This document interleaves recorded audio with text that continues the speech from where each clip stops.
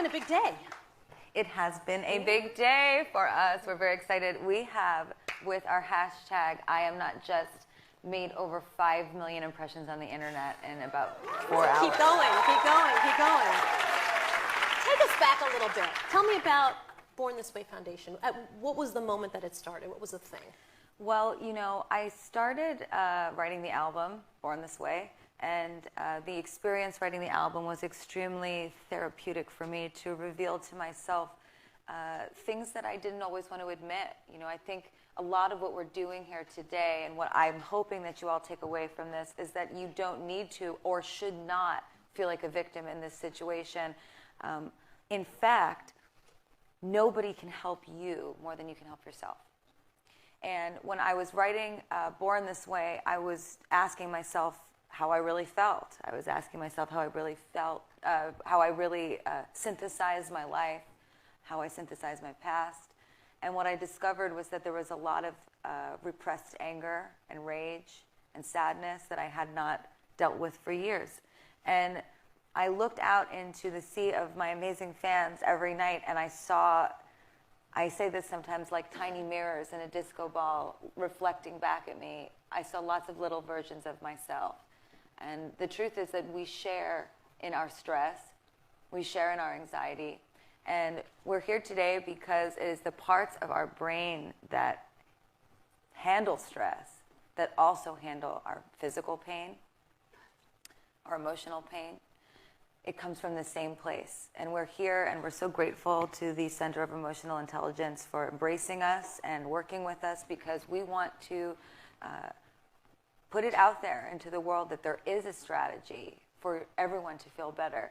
But how can we, like the Chancellor was saying, stop telling kids how to do things and what they should do and start listening to what it is that we can do for you. Most people who are wildly successful stars kind of have a career for a long time, and then when they're thinking about retiring, they say, you know, I should start a foundation. And you're doing it literally in the... I'm a more unconventional type. Yeah, yeah. So... I like to do things backwards, mixed up. But actually, I don't see a distinction between my work as an artist and my work as a staff member for the Born This Way Foundation. I actually crossed out staff. I wrote artist and romantic, because I view them as one and the same. I think anyone here that is has known any of my work or is a fan of my music or my shows knows that I don't deviate from this message in anything that I do. It's part of me, and it is part of my spirit as Stephanie. I said this earlier, and I'll say it again. I invented myself, Lady Gaga. I curated my life to be an expression of my pain. This is how I overcame my depression, is by creating somebody that I felt was stronger than me. But once I went through all sorts of changes, my career taking off, becoming more isolated, you know, nothing was able to fix how I was genetically made. I was born this way. So how do we now, knowing all of that, no matter how much success you have, no matter how many opportunities, fame, fortune, no matter how many people accept you to your face, the person that really needs to accept you is you. And that's why we're here today, is we're going to talk about why it's important to accept yourself, why it's important to empower yourself, and why it's important that emotional intelligence is taken seriously. And I really loved what the Chancellor said. She said, we can't only have an academic standard. We have to have an emotional and a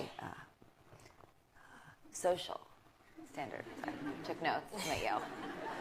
Tell me about some of the remarkable young people who you think are doing it the right way. I mean, I've been watching you on your phone, reading all the hashtags and the people who are responding to what you've been tweeting and what everybody's been tweeting. Well, I'll show you right now. You know, I just retweeted somebody that said, hashtag, I am not just the person you see on social media.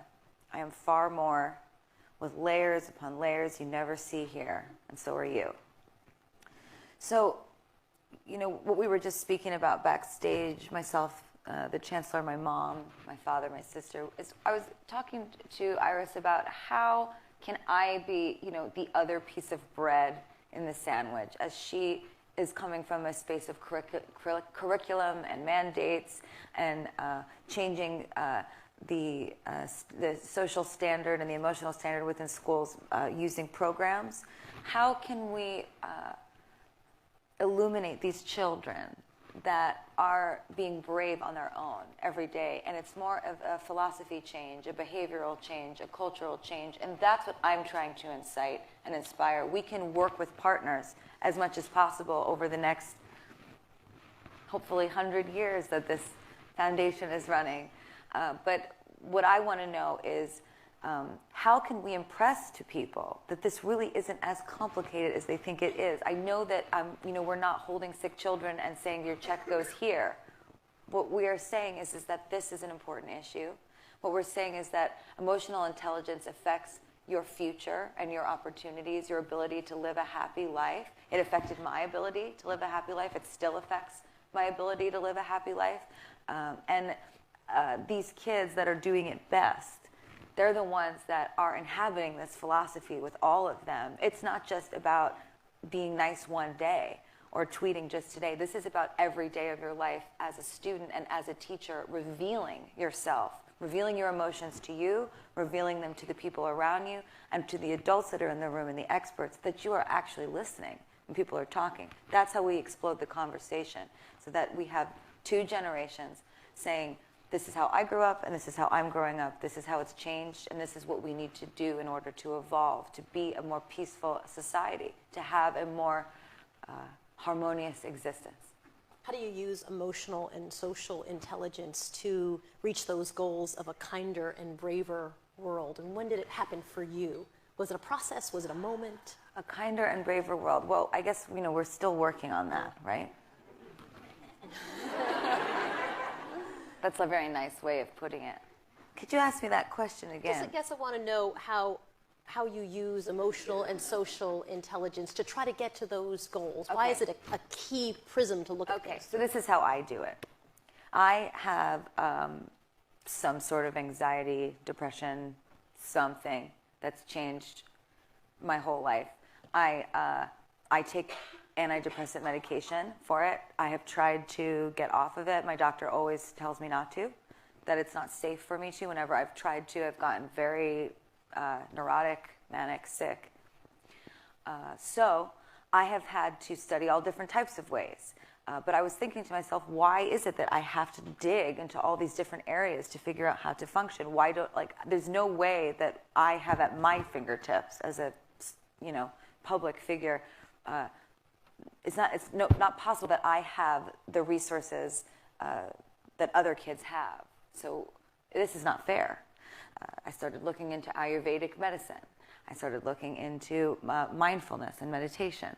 I started looking into a mantra. I do acupuncture. I do cupping.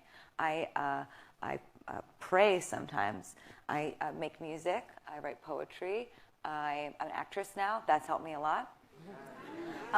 But so these are the things that I started to do, but what helped me the most, that I want to impress upon all of you, is that I realized that part of my identity is saying no to things I don't want to do. And you are all in school, and you all have a lot of teachers and a lot of people around you that tell you all day what you have to do, but it is your right to choose what you do and don't do. It is your right to choose what you believe in and what you don't believe in. It is your right to curate your life and your own perspective. You are not here to be a puppet for Yale. That's not what they want. Am I wrong? That's not what they want. What they want, I believe, is a thoroughbred kind of passion. And that comes from an extreme amount of integrity and knowing who you are. And I have had to make decisions like, why am I unhappy? Okay, Stephanie, Gaga, hybrid person, why are you unhappy? Why is it that you want to quit music a couple years ago? It's like, well, I really don't like selling these, fragrances, perfumes. I don't like wasting my time spending days just shaking people's hands and smiling and taking selfies. It feels shallow to my existence. I have a lot more to offer than my image. I don't like being used to make people money. I feel sad when I'm overworked and that I've just become a money-making machine and that my passion and my creativity take a back seat. That makes me unhappy. So what did I do? I started to say, no, I'm not doing that. I don't want to do that. I'm not taking that picture. I'm not going to that event. I'm not standing by that because that's not what I stand for. And slowly but surely, I remembered who I am. And then you go home and you look in the mirror and you're like, yes, I can go to bed with you every night. Because that person, I know that person. That person has balls. That person has integrity. That person has an opinion. That person doesn't say yes. That person doesn't get a text from somebody and say, oh my God, they wrote this and they sent this emoji. Should I write this back? What do you think? Is that okay to say? Are they going to like me if I say that? Should I say something different? This is the age that we live in. We're not actually communicating with each other. We are unconsciously communicating lies. I want to explode that today and break that with all of you as much as possible. And hello?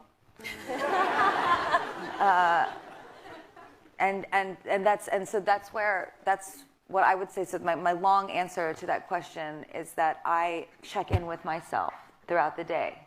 And I say, do I really want to do this? And if the answer is no, I don't do it. And you shouldn't either. Best things that the foundation's done. What are you most proud of? Today.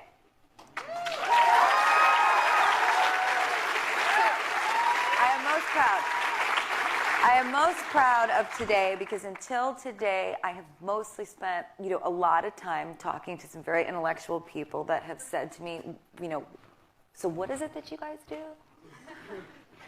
Why is it important? So could you explain to us what concrete, tangible change that we can expect? But we came here to Yale today, and suddenly, whether it's the caliber of the people that are here, whether it's the sphere of understanding and what you have all studied, but somehow the problem became a little less complicated today. And everybody said, oh yeah, feelings are important, emotions are important. I'm not just an emoji, even though I live in that age. And I am very proud of that because my mom and I have spent a lot of time getting people to take us seriously, and it's about time that we take kids seriously when they say, I'm sad, and we don't say just toughen up or buck up or deal with it. We say, I'm here, I'm listening, reveal yourself. Why the collaboration with Yale? Why not? As Warhol would say. Why not? An incredibly amazing team. Mark and Peter have been so wonderful to us and have supplied us with so much great research and resources. And I'm excited today to begin a collaborative process with all of you in how we can now make the research even more cutting edge, and take all of our perspectives now and combine them into a new space. And I would like in the future for myself to be a specimen for those experiments because I am you. We are each other. We are. Talk to me about #I'mNotJust for those who haven't been tweeting that consistently. What's it about? Well, I am not just is really just a way for us to follow how we are reaching people today. And we wanted to do that in a way that would be a specific type of call to action that put the pressure in a different spot. I really, really want kids all over the world today, and they are, we know at least 5 million people have seen these tweets. I want them to remember that it is in our power to change how we feel. And you don't have to look out to heal on the inside. You have to look inside. And I am not just a pop star. I am not just famous. I am not just my outfits. I'm not just my anxious, anxiety-ridden, depressed self. I am you. And if we can come together to reveal ourselves and share our stories, and then the generation before us, they listen, we can start to have a sandwiching effect of change. Something that is not only through mandates and curriculum and training of teachers in schools. The chancellor mentioned that she thought guidance counselors being trained in more more of a health and medical approach to the way that they speak to students. I thought this was very interesting. I want that to happen at the same time as every young rebel in America being awakened and saying, listen to me, I am sad. I'm listening to myself. Are you? I'm listening to myself. And I just won't do that because that makes me unhappy. I won't do it. And my dream is that you all are waking up every day wanting to give that gift to each other. And then the domino effect will take place. What's your goal for today? And then I think we have some young folks that we'll chat with. But this will be a win if what happens? Well, it's already a win because you all showed up.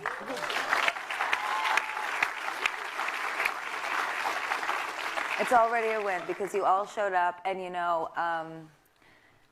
my friend Emma is here today, and she gave this beautiful speech to the adults. And it wasn't planned, and she just kind of rolled in her wheelchair. She's laughing somewhere that I said that because we have a joke that it's rolled. She's in a wheelchair. She's my friend. She's been in a wheelchair her whole life. And she came in, and I said, Emma, why don't you talk to them? And there she is. She's right there. And she picked up the mic. And she has revealed some pretty deep things to me over the years. And I met her at the Born Brave bus years ago. And she said to me, Gaga, are you in pain? I feel like you're in pain. And I'm looking at this girl in a wheelchair who is sweaty and hunched over and looked really in agony. And I said, she has the time and the thought to care about me today? That's kindness. That's true bravery. And I handed her the mic today kind of without a second thought because in my mind she could just inspire anyone. And she looked at me like, what do you want me to say? Oh my God. Hello. And she started to talk. And she said, I've had cerebral palsy since I was a child. And it led to my brain bleeding during birth. And then she said, and as I got older, I was so sad and so depressed and suicidal. And I didn't know what to say to my parents, and they didn't know what to say to me, so we just said nothing.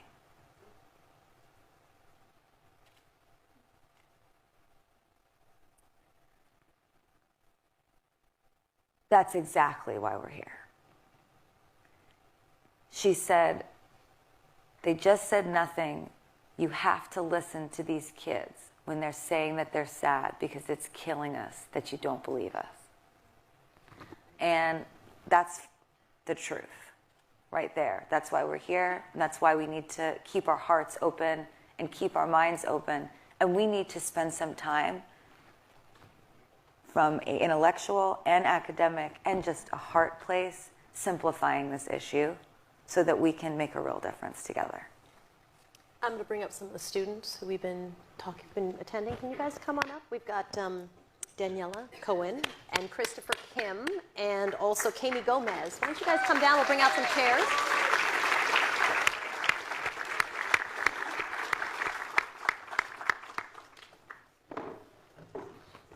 They told me earlier how nervous they were to meet you.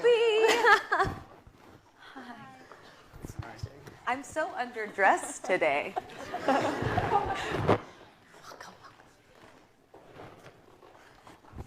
So, tell us how it's been. What's it been like for you guys? What did you learn today? You know, what have you been experiencing? Are you happy? Do you have questions? Is there anything you didn't like? So I think today was really productive. I think just by everybody saying yes to be here, like you said, that's already a win. Every single one of us could be anywhere, you know, sleeping, studying, recording, anything. And I think that just by us saying yes and being here and working in the spirit of collaboration and sharing something that's so passionate to all of us, that's a win for me. So today was very productive. I mean, one of the sessions I learned, I'm not a high school student anymore. I'm a current junior here, an undergrad. And I mean, in high school, I was very supported. I was by my teachers and administration. So I don't think I'll be in this place I am today if it weren't for them. But I know that's not the case for all the students. So really today, I really took a step back and really tried to understand what we could do to help the schools who don't have the same resources and options. That's such a wonderful point to make, and extremely humbling point to make, because something that so many people don't realize, right, is that when we get depressed, when we get stressed, when we have anxiety, when we feel misunderstood, some of those kids, they can't even get through their college applications. They can't finish their homework. They don't know how to articulate themselves because they have so much self-doubt and so much insecurity. They don't even know who they are. They haven't found their passion yet. They didn't have a teacher that said, oh, you're great at this. This is where you'll go. You know, you'll be a great at an Ivy. That doesn't happen to every kid. Then that's, you know, this is exactly the type of mentality that we want to inspire today. Not everything that we do, you won't be able to touch and see. But he will go back to school with that in his mind. And that's what we're trying to accomplish. Thank you. Was there something specific in a workshop that you want to talk about and tell us about that really resonated with you? Yeah, I think something that I learned in a workshop, but also echoing what Lady Gaga just said, that this is a silent struggle. And if you're battling your emotions, it's not something that people usually know about. So something really important that I learned from, you know, working with my group is that there are other people struggling out there and you're not alone. Because when you're going through a silent struggle, it can feel really isolating. But something so important that I think we all have learned today is that we're all here for each other and we're not alone. Somebody said to me earlier, secrets live in the dark, but they die in the light. Right? And once you bring it to light is when we can do away with it and remove the stigma. And, you know, we live now in a bit of a very shallow world. Pop culture is extremely shallow. And we're just asking the world to get deep and make it about feeling, make it about emotion, make it about how we truly feel. I might be a romantic, but wouldn't that be a better way to live if we actually spoke to each other? What resonated with you? I was going to ask, gave me that question. Go ahead. So one thing that I really enjoyed about the youth workshop that we had while the adults was upstairs was that we had like a power activity. And by power, I mean we had about 5 to 10 minutes to write about 5 things that would improve student-to-student relations, teacher-to-student relations, and inside the teaching classroom. So I think that just by having that time frame and being forced to get so many powerful ideas out is something that I would take back personally to my school, just to force that creativity, you know. And I think that, like Lady said, the world. I'm sorry. It's so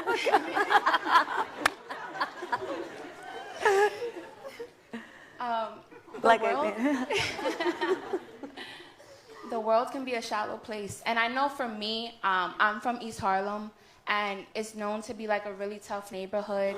And it's easy to get blindsided and think that people are so bad, you know? The world, the society, like everyone is out to get you. And I know even on like social media, just on the internet in general, it's so easy to forget that there's people, good people doing good work. Like the researchers at Yale, everyone from the Born This Way Foundation, and all of like the other partners that we have today. And that's just something that I kept in mind. Just because I came from such a rough neighborhood, you know, and I wasn't exposed to good people, you know. I didn't know there was people who cared about emotions. But because we all said yes, and because we're doing this work together, is really what's going to make a powerful impact.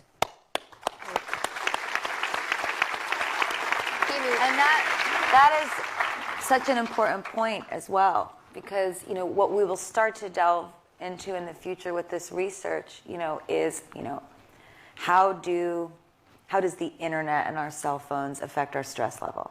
How does looking at a computer all day or reading negative comments, how does that affect our emotions?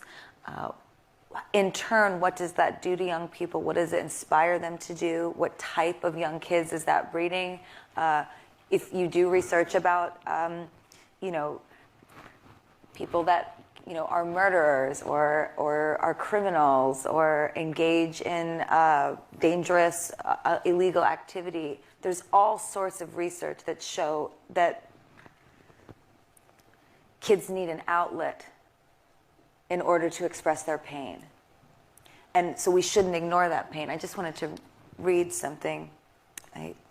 Sorry, my phone's not dead. I thought it was. I got this from a friend. A couple friends, actually. I had some great quotes today that I wanted to share with you. And this is about pain and why I think, you know, it's important to not ignore it, because it can lead to all kinds of behavior that's maybe not true to who you are. It's a symptom of your pain.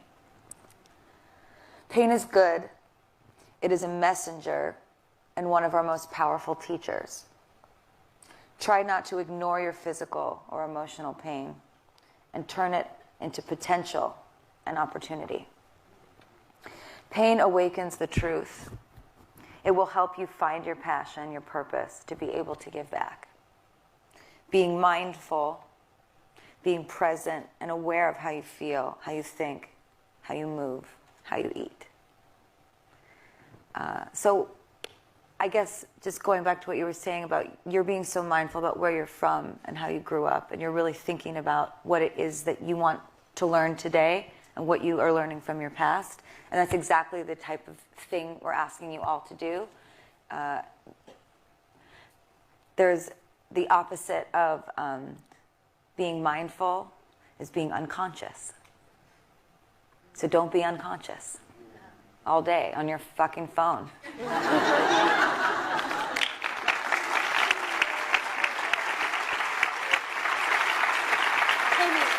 I'd love to know what was on that list that you talked about, that you had 5 minutes to come up with this list of ways that you could make these changes. Give me a couple of things on that list. Do you remember? Well, one thing that I was really interested in was creating career and passion-based projects. Just because school is always academics, and that can allow us to feel some of the negative emotions that we've seen today. But this is connecting with other people, allowing them to feel empowered and motivated and inspired. Just because if I see one of my friends doing a really cool project that they're passionate about, I'm automatically going to be interested, Right. you know? It becomes cool. Yeah. Right. And then that's when we start the networking process, which is such a great skill to have for the future. And that's how relationships build. And passionate people are so exciting to be around, you know, and we just don't give them enough space to breathe. You know, when you're around somebody that maybe is a fashion designer and, you know, if they're coming to school every day with their new outfits and showing you what they've made, you know, suddenly it's not the weird girl that wears the weird outfits to school. It's somebody with an incredible mind. And the thing is that once we start to bring those people up to the surface and seep them into our community in a much more valuable way, we're going to grow with each other. And, you know, I think that's probably the best thing that artists and people that are born a little bit different born with a little extra creativity, a little extra anxiety, a little extra something. I think this is something that we have to offer the world, is our wild thinking, our reckless behavior, our ability to be fearless. We should embrace that culture of kids. And once we explode them in the classroom, I feel like you're absolutely right. It's, the more academic and intellectual types are going to be inspired by that less rigid approach, a totally different creative process. Absolutely. So I think with those projects and starting the networking process, it also allows for so many students to just begin to think so much deeper. I know a lot of students and just young people in general can get so freaked out when they hear the word emotions. Or let's sit down and talk about how you're feeling today, It's almost a joke, right? Yeah. It's like, is someone really asking me that? Right. And so how do you feel? And that's actually a question we get every day. Everyone's always like, hi, how are you? And we always tend to say, fine, I'm doing well, but how are you really doing? But isn't that also just what we do? Do you even really listen to the answer when you ask somebody, how are you? Are you actually listening when they say, I'm good? Do you hear them? Or do you just know they're going to say, I'm good before they say it, and then you're already on to what you're going to say next? Because, I try, when I'm with my friends, and I go, how are you? I really want to know. I really try. How are you? Are you really, because you look a little different, so you seem a little, what's going on? And then, suddenly your life has more purpose because you're caring for somebody else's existence, and then they will give that back to you. And then that's when we start that beautiful exchange that is humanity. It's just that what we're trying to expose today is what you're talking about, that our emotions are sort of put in this compartment with a massive stigma around it, that it is just not cool to feel. And we have to make it cool to feel again for a variety of reasons. I'm sure you all know how cheap heroin is now and how many people are dying. I've lost 3 friends in probably the past year. And it's because nobody wants to feel. It's not cool to feel. It's normal to not feel and to find a way to not feel. And I hope that today we can make it cool to feel again and cool to care about it. Absolutely, I agree. I would love to know what was sticky from today for you. What's something that sticks with you that you'd like to bring back to your classmates at Yale on Monday? Well, I'm actually in Professor Brackett's class on Mondays at 9 a.m. Oh. God bless you. And I mean, we learned a little bit about the ruler approach and how we should really connect our emotions with adjectives, with words, and really plot ourselves on the grid and on the mood meter. And I think if we had that tool in high school, well, if I had that in high school, and if my friends from other towns and other cities had that in high school, I think that would just change the whole dynamic of how students act and how students achieve academically and socially on different standards through, if we are able to really understand how we are feeling. And by using those types of approaches and tools, I really want to be able to somehow bring that back to schools on a more larger scale, I think. Danielle, I'm curious, do you think that having this information years ago would have sort of changed how you thought about your experiences through school?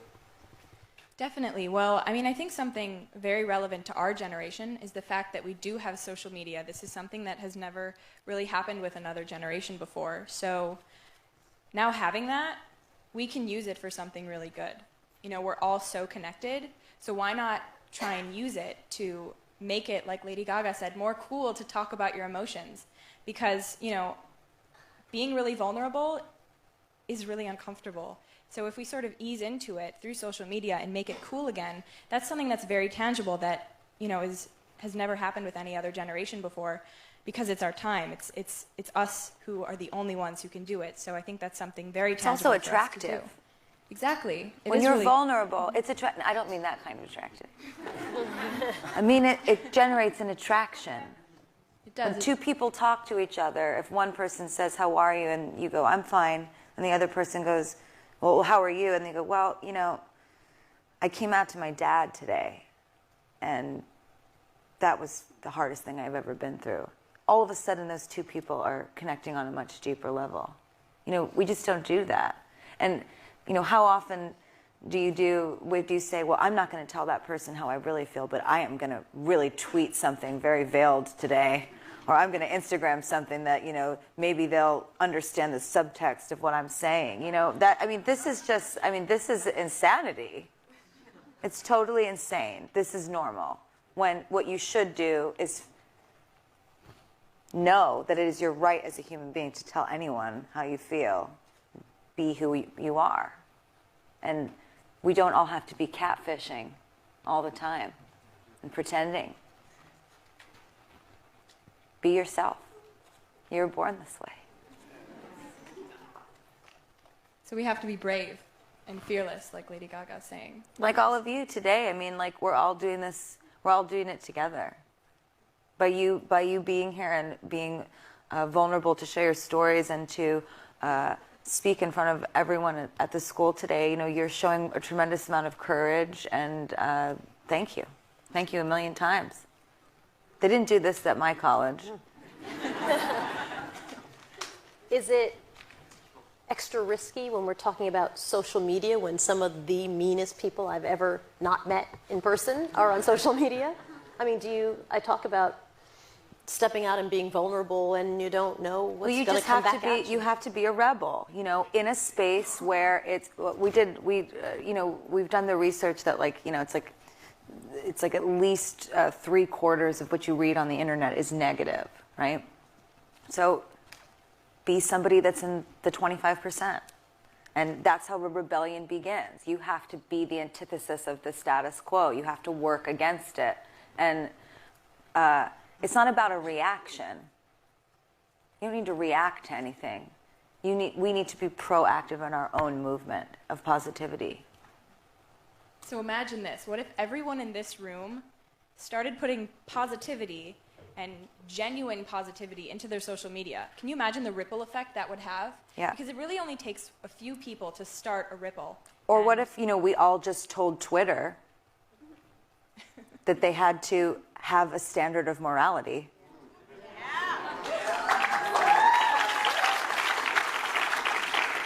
What if we told, all these major corporations, from an artist's mouth, I am telling you that freedom of speech is overrated. Okay?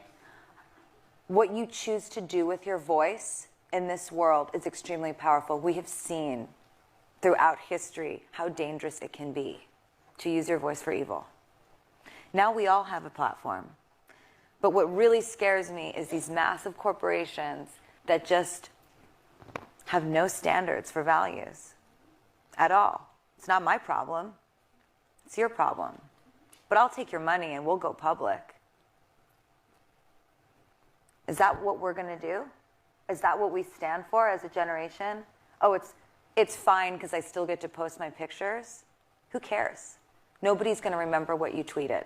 But you will never forget all that hateful shit that you read every single day that made you sick at school, that made it and hard for you to read, that made it hard for you to understand, that made it hard for you to focus, get a boyfriend, make a friend, be able to have sex.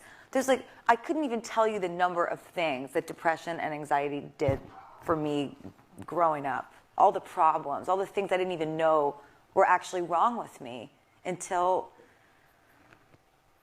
I realized I was missing out on so much. We have to take a stand against all of this. And it's going to require being really strong and setting an example. And when you get those jobs, all you Yaleys, When you get those jobs, do me a favor and tell the presidents of these social media companies that they are ruining culture.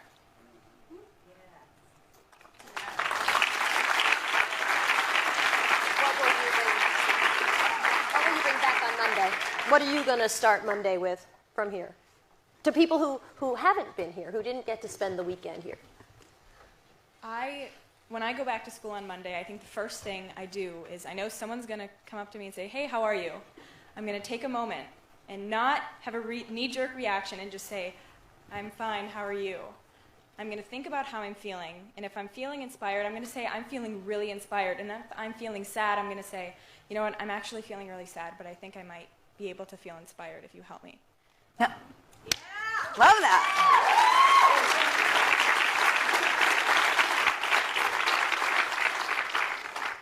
How do you expand the message that you're getting here to each of your schools? How do you grow it from this group here? Well, I think that there's a very, very powerful background and message about storytelling. And it's only powerful if you care about your own story. You know, it's one thing to have a story and not share it with anyone, but then you're not serving any purpose.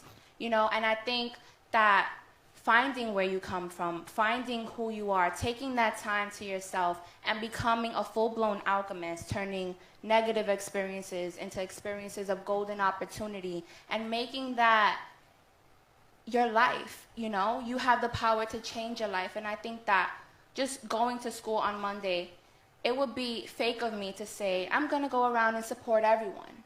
Because unfortunately, that's not the world that we live in. But I know that I can take some time to myself and still figure out my story and encourage someone else to be an alchemist. Yes.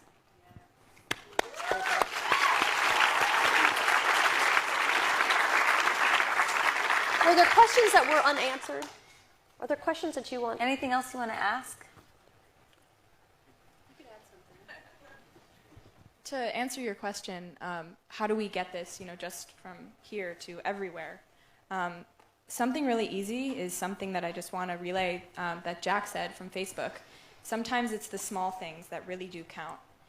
Sometimes the accumulation of a lot of small things can cause us immense stress, but also sometimes the accumulation of a lot of small acts of kindness can be the cause for our happiness.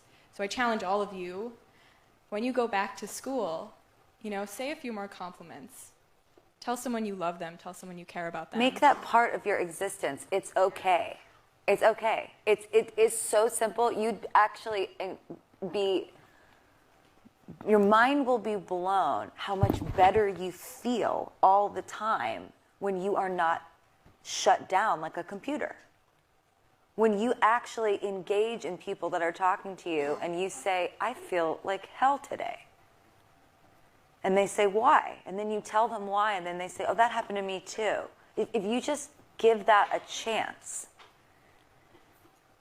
you are opening up everybody for so much change. And that's what my mom and I keep trying to tell everyone when they say, what is it that you do? Yoko Ono and John Lennon, they used to tell people, give peace a chance. And everyone would say, but what do you mean by that?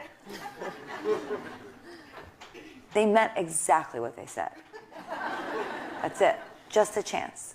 And in a very simple way, that's what we're asking for. We want to start a philosophical movement that has all of the moving parts of what you need to affect education and a curriculum and behavioral change. But you know what? Unfortunately, not every kid in this country has a great education. Not every kid in this country has great teachers. Not every kid in this country can afford to eat or go to school.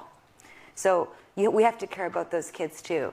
And for those kids, it will be about the online change and the person-to-person human connection change. Just being nice. We have to make it cool to be nicer, especially the privileged kids in this room.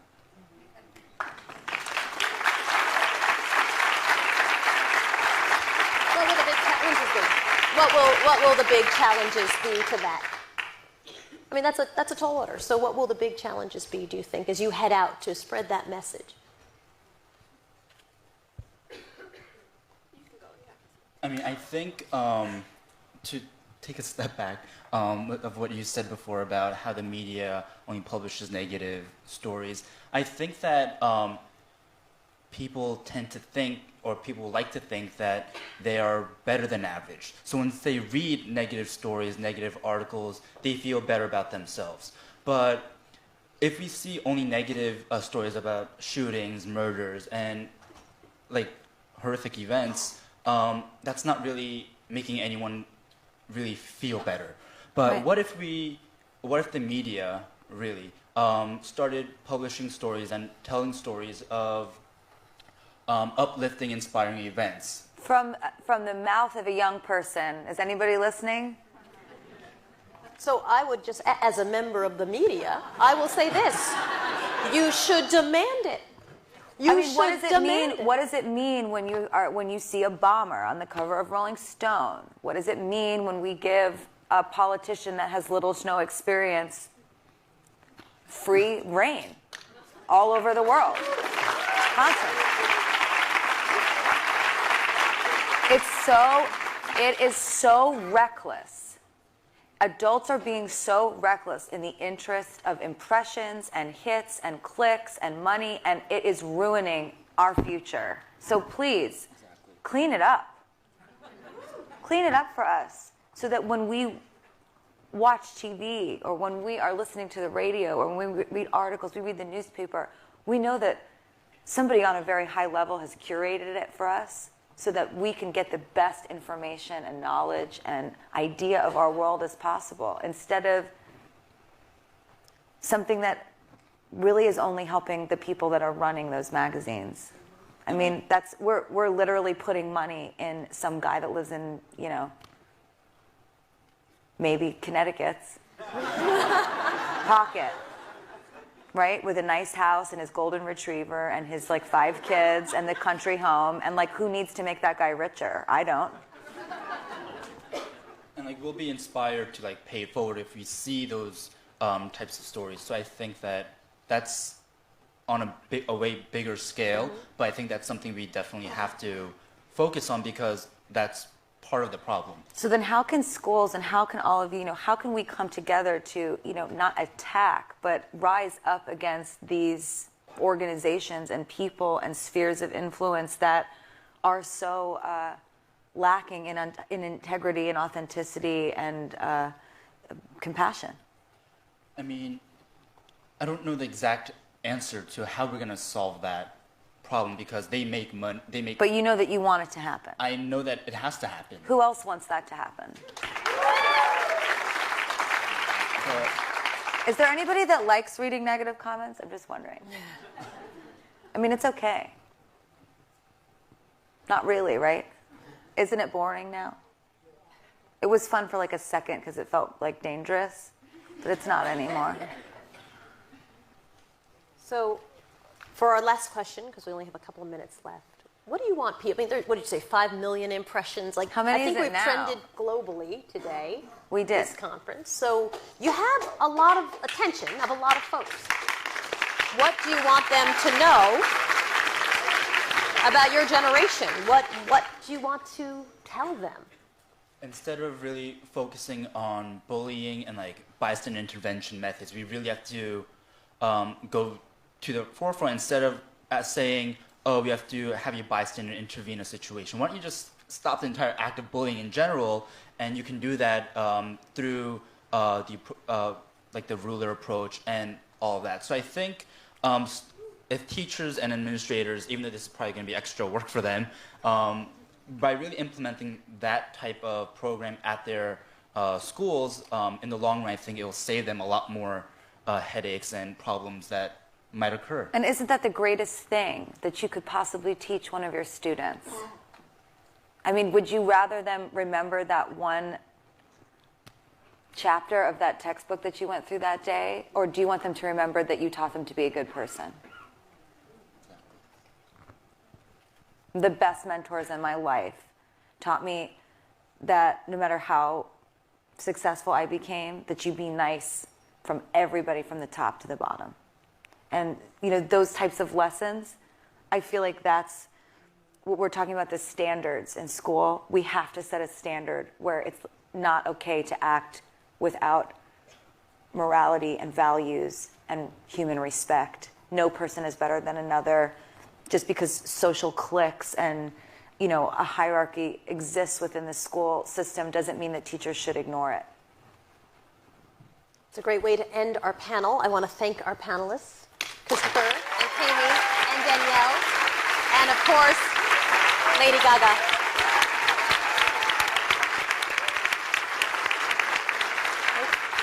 Thank you. Oh, thank you. It's for you from someone I met, and her friend drew it, and it's really amazing. I'm right here. I really want you to get it. I got it.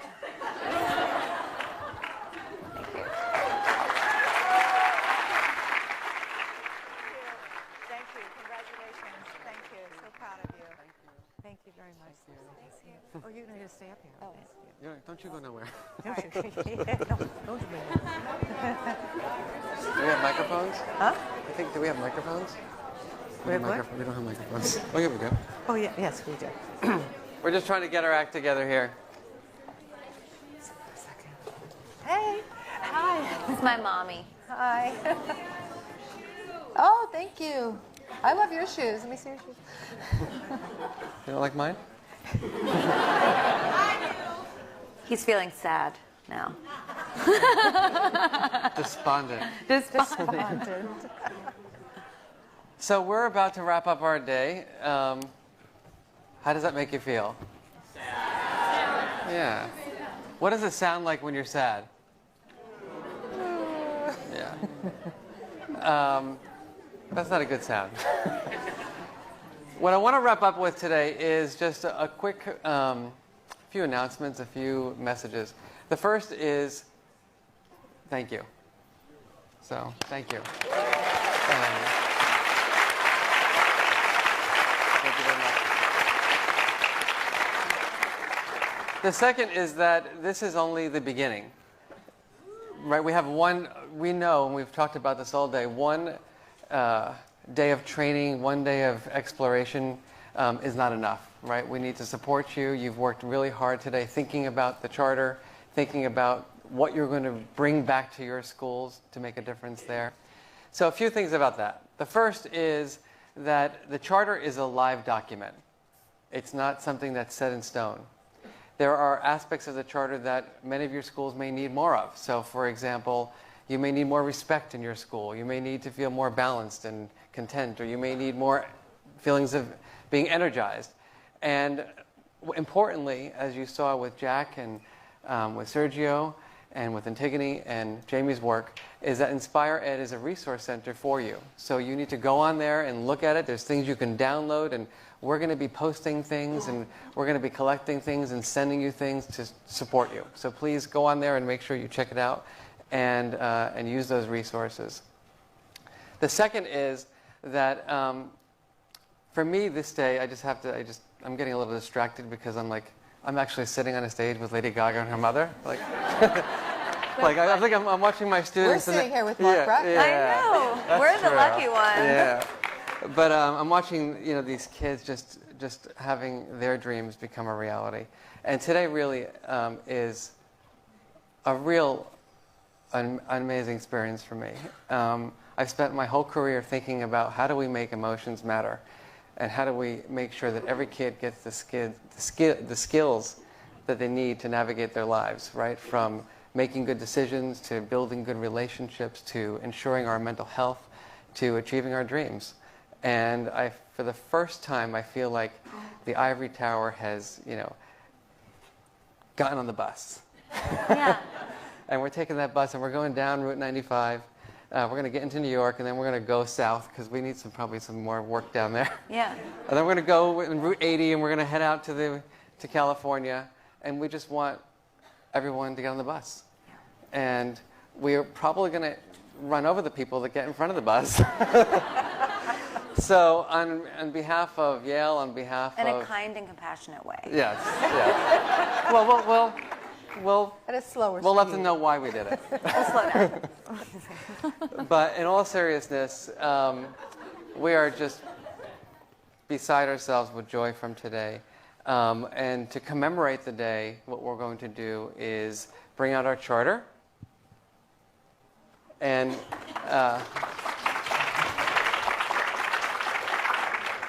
don't you guys come over here? Should I help you?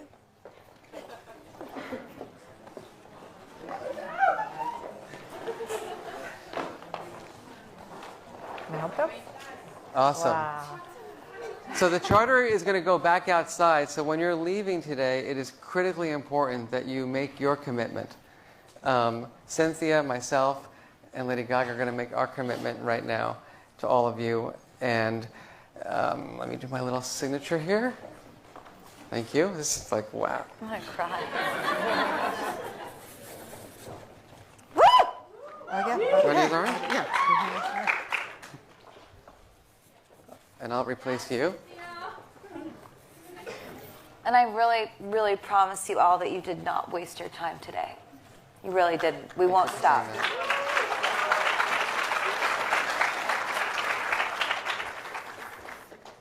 I'm going to sign this 2 ways. Lady Gaga, a.k.a. Stephanie Germanata, 86. Thank you.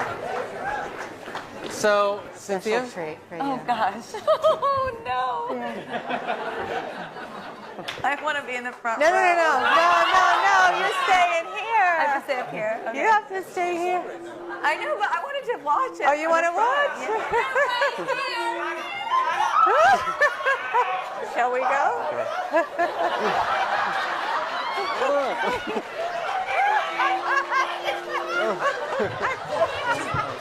I was born this way, I was born this way, I'm on the right track, baby, I was born this way. My mama told me when I was young, we are all born superstars. We are superstars. She rolled my hair, put my lipstick on, in the glass of her boudoir. I was born this way, I'm beautiful. A different lover is not a sin. Believe capital H-I-M. Yeah, yeah. I love my life. I love this record. And me, I'm a rebel. Yeah. I'm beautiful in my way. Cause God makes no mistakes. I'm on the right track. Baby, I was born this way. Don't hide yourself in regret. Just love yourself in your sin. I'm on the right track. Baby, I was born this way. Ooh, there ain't no other way, baby. I was born this way. Baby, I was born this way. Ooh, there ain't no other way. Baby, I was born this way. Right track, baby, I was born this way. Don't be a drag, just be a queen. Whether you're broke or evergreen, you're black, white, beige, or orient, you're Lebanese, you're Orient. Whether life disabilities that you are cast for liberty, rejoice and love yourself today. Rejoice and love yourself today. I was born this way, I was born this way, I'm on the right track, baby, I was born this way. I was born this way, I was born this way, I'm on the right track, Lady Gaga.